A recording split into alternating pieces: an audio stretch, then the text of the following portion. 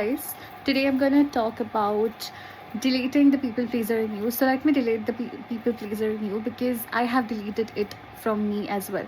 So personally talking, I was one of the biggest people pleasers that I knew, as because when I was growing up, I was bullied since like second grade to 12th grade for my appearance and a lot of things, and I didn't have somebody very aware and insightful to teach me that those were just events and not a part of my identity, which I am, as I'm healing, I am understanding those things.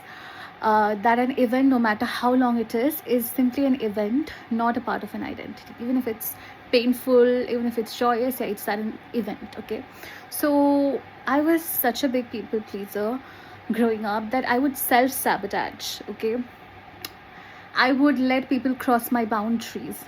I would make myself a joke just to have, you know, company, just to have closure, just to gain some sort of love and attention. And I was the biggest external validation chaser ever. So when I went to college, I went with a lot of dreams. I watched a lot of Karan Johar movies. So I went with this idea of a romanticized college life, but it shattered horribly. Faced a lot of things. Maybe I would talk about it in my further videos.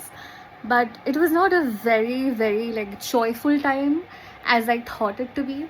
So I was also one of the biggest people pleasers at that time I knew, because I just wanted to have friends and people, and this sort of like my tribe and my group. This idea was stuck in my mind. Like, I want to have my group of friends.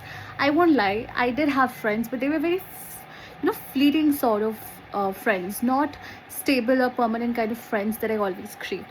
So how did I go from somebody who was people pleaser, who was always conscious of what people were thinking of her? You know what? I used to judge myself from third person perspective, always thinking, what will people think if I wear this lipstick, or what will people think if I wear a certain kind of dress or speak a certain way? So how did I go from chasing external validation like anything to becoming confident internally?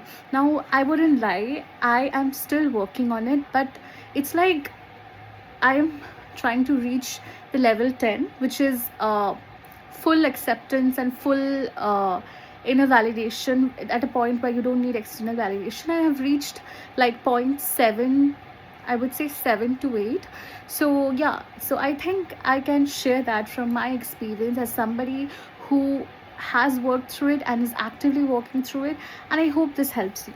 So I'm going to talk about 3 theories. Okay, so before I say that, I would like to say that for me, people pleasing is like a disease, because you crave external validation so much, sometimes you lose yourself at the cost of external validation.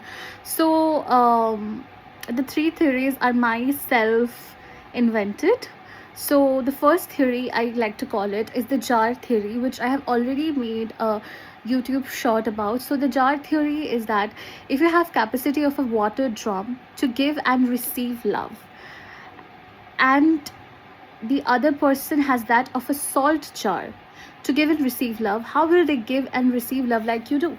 So to simplify this concept, if you have enormous capacity to give and receive love, if you have a very big heart, but the other person does not have that much amount of capacity to give or receive love, how will they receive the love from you or give the amount of love that you expect from them? Because they don't simply have the capacity or awareness. It's like a self torture or a self harm if you expect from a person who isn't capable of giving you what you're expecting from them. They simply don't have the awareness. For example, if I give another example, for example, if you're reading in, let's say, class 10, right, and there is a child who's reading in class 1, so you give him equation of class 10 to solve.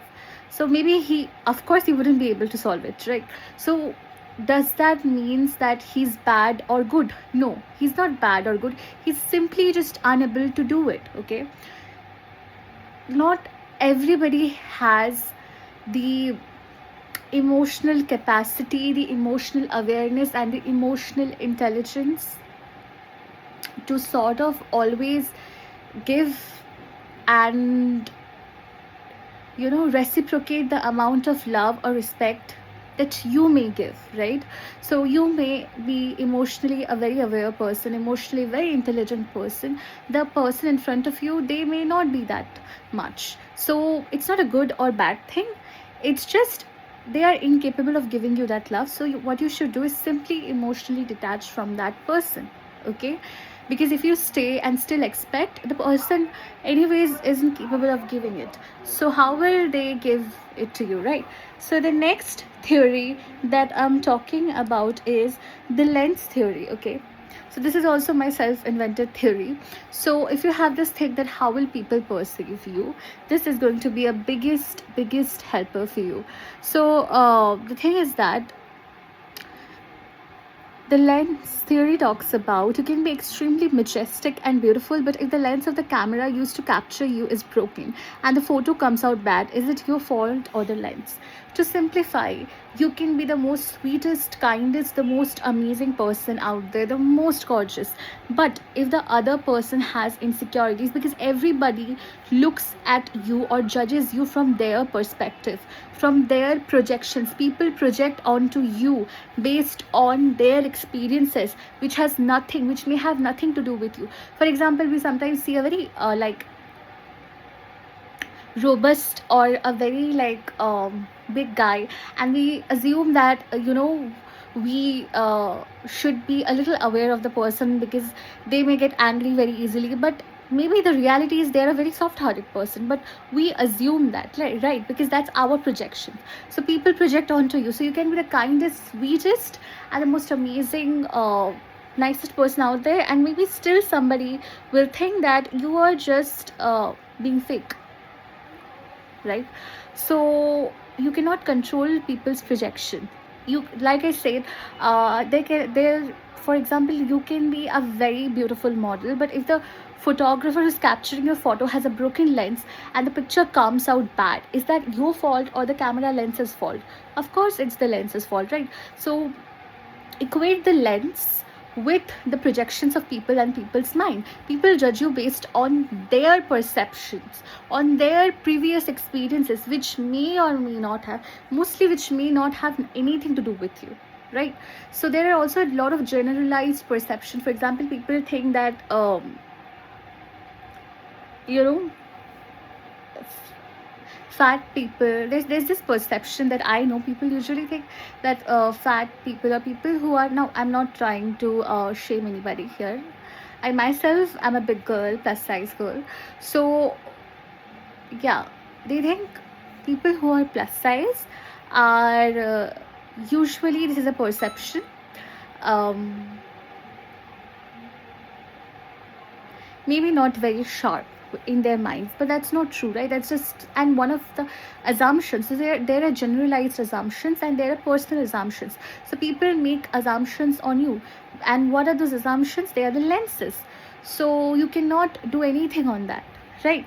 So you should not think about that even, because you have no control there. And the next theory I'm going to talk about, so I hope I have cleared the lens theory, which is how people perceive you is based on their previous experiences, traumas, and their generalized perceptions. It may not, or may, but mostly it may not have anything to do with you.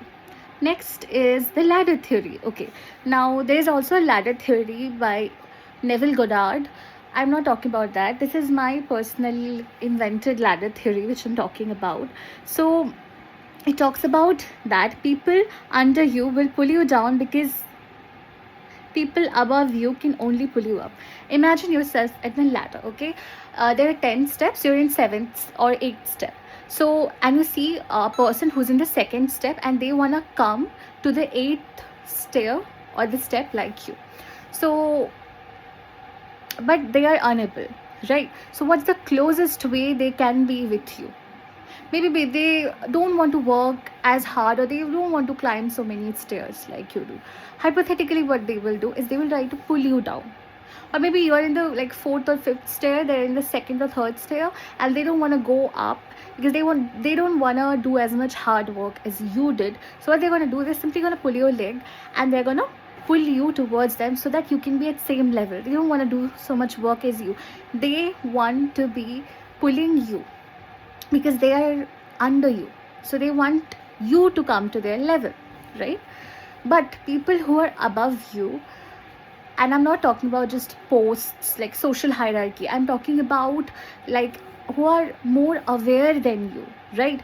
Who are more mature than you, who are more intelligent, who are more capable, right? So mature and aware people, okay, they're never going to, you're at 8th step and somebody is at 10th step, right? They're not going to try to pull you down, right?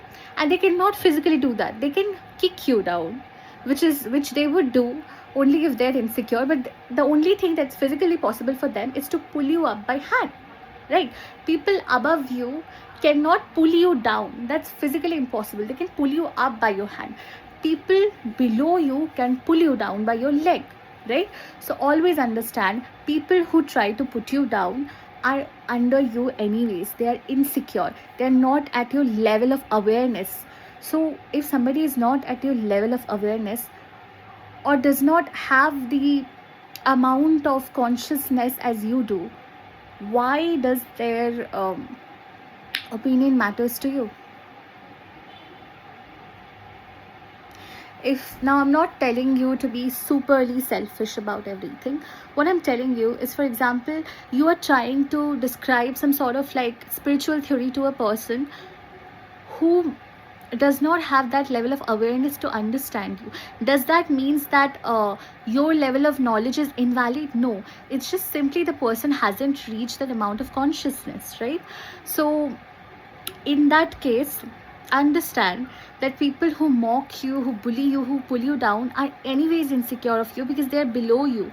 They see you above you, and that's why they want to pull you down. If somebody is already above you, they wouldn't waste the effort to pull you down, and that's physically impossible for them to pull you down. What they can do is kick you down. And when will they do that? When they will be insecure, because secure people never put down other people. Do you know why? Because people reflect what's inside of them.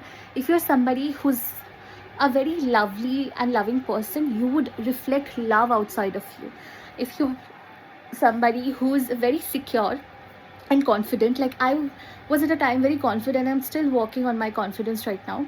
So if you're somebody who's very confident, you're going to make the other person feel confident. You're not going to make them feel underconfident, because confidence and security is the only thing inside of you. So people reflect what's inside of them, okay? So insecure people reflect insecurity. Secure people reflect security. Confident people never put you down. They pull you up because they're confident in themselves and their skin. They don't need to make you feel bad for them to feel superior. They already know where they stand and they're very happy and secure with it. Now, some more things that I want to add which can help you is that your tribe or your people are the people with whom you can be comfortable.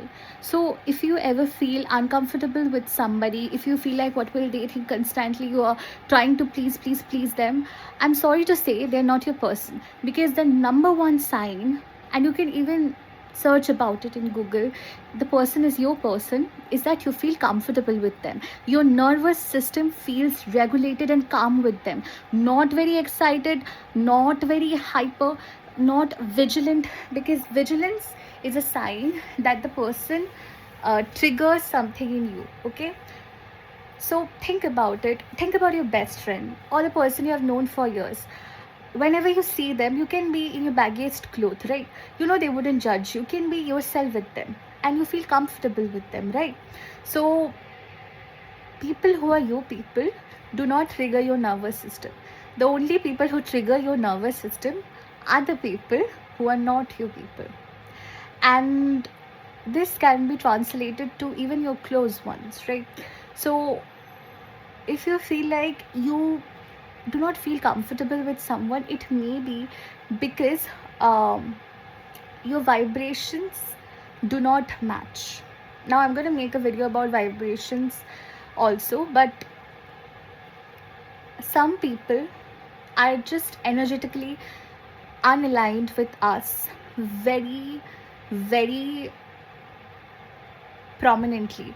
So that's why our body gives us the signal. Our vibrations interact before we even physically interact or talk with the person.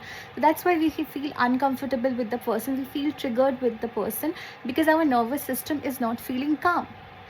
The people who are your people, you will feel calm with them. You wouldn't feel insecure, you wouldn't feel triggered. Your nervous system would feel relaxed, okay, with the person who's your person. And if you don't, they're simply not your person. And next thing I want to talk about is a lot of people who have trauma, like I did, right? And I have, and I'm working through it and healing. What they do is that the people who have trauma, they kind of sort of think that because they have been judged and bullied and maybe being talked bad at certain point of their life, they expect everyone to be like that. They expect strangers to be rude to them, and so they attract bad behavior. Understand, just because 5 people, were bad to you doesn't mean the whole world is going to be bad to you. The 5 people being bad to you, or maybe it's 50 people being bad to you, reflects who they are as a person. It's not about you. See, if you're a good person, you will try to make the other person feel comfortable and good, isn't that? But if you are a bad person, you would make them feel bad about themselves. If you're an insecure person, you can only reflect insecurity, right? If you're a person who's not good inside, if you're a crooked person, you would make the other person feel bad, right? But if you're a good person, you will go above and beyond to make the person feel comfortable. So the people who make you feel bad themselves are bad people, right? But that does not mean everybody is bad. It's just those people were not right for you. Also, one thing I want to talk about before I conclude it is that a person can be good, but that does not mean they're good for you. So by this, what I mean is that you can have an individual in your life who's a very good person, right? Very amazing person, but they may not align with you or your goals. Does that mean they're a bad person? No. They're just simply not meant to be in your dream life. They're just simply not good for you. They don't have to do severe sort of harm to you. For that, it's just some people are not meant for us. Everybody is not meant for everybody. No, it's impossible. So the problem is that we think that we want to have everybody's love, right? Craving love is a very human thing. We want appreciation, we want love, right? But you cannot be everybody's favorite, right? You know why? Because if you're authentic, you will trigger people who are insecure, because insecure people wear 1,000 masks, and when you're comfortable in your own skin and secure, you will trigger them. You can never have everybody's love. It's impossible, right?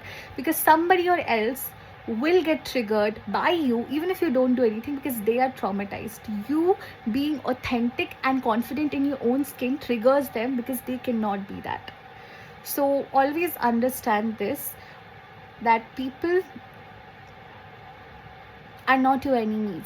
Everybody is not your enemy. If somebody is trying to be bad to you for no reason, they have issues, they have problems. Just remove yourself from that place. Usually human beings are kind and nice, right? So people pleasing means when you please people, right?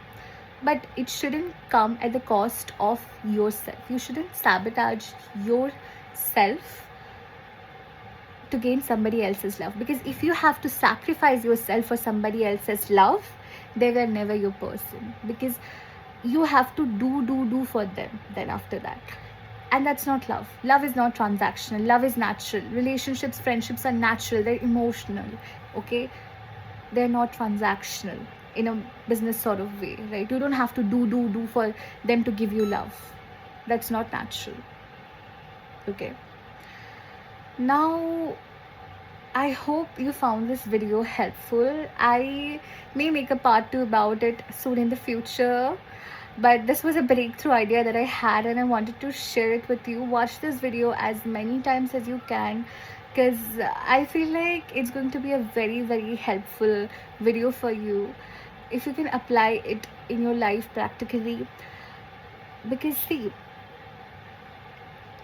everybody wants acceptance and closure, but that shouldn't come at a cost of losing yourself. You know, trying to adopt a different personality with a different person that you interact. That shouldn't be the goal, right? The goal is harmony, but not with self sacrifice. I hope you liked this video, guys, and I made it with a lot of love. And I hope that this video does resonate with you. Like, share, and comment. And yeah, a lot of more amazing videos will be coming soon. I'm very excited to make them. I was very excited about making this video today. So yeah, rewatch it if you wanna, again and again. And yeah, okay, let's meet again in my next video. Till then, bye bye, and have a good night, day, or whichever time you're watching it. Just have a good day. Bye bye.